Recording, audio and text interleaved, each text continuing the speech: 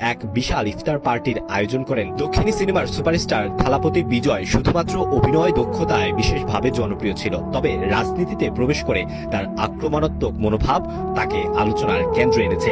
চলচ্চিত্রের পর্দায় তার শক্তিশালী উপস্থিতি যেমন দর্শকদের মুগ্ধ করেছে, তেমনি রাজনীতিতে তার শক্তিশালী অবস্থান ও একাধিক বক্তব্য তাকে নিয়ে বিভিন্ন বিতর্ক তৈরি করেছে।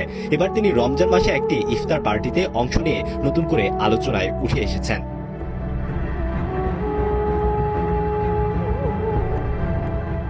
শুক্রবার তার দল তামিলাগা বেট্টি কাজাগাম এর উদ্যোগে আয়োজিত এক অনুষ্ঠানের একটি ভিডিও সামাজিক যোগাযোগ মাধ্যমে ছড়িয়ে পড়ে। ভিডিওতে বিজয়কে চেন্নাইয়ের একটি ইফতার পার্টিতে অংশ নিতে দেখা যায়। এই ভিডিওতে বিজয়কে সাদা কুর্তা এবং মাথায় টুপি পরা অবস্থায় দেখা যায়, এমনকি তিনি নামাজেও অংশ নিয়েছেন।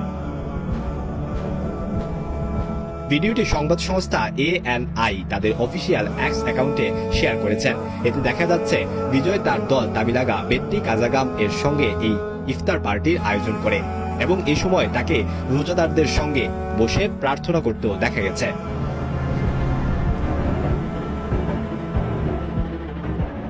থালাপতি বিজয়ের এই ভিডিওটি ভক্তদের মধ্যে মিশ্র প্রতিক্রিয়া সৃষ্টি করেছে। অনেকে তার এই সাম্প্রদায়িক সম্প্রীতির প্রয়াসকে প্রশংসা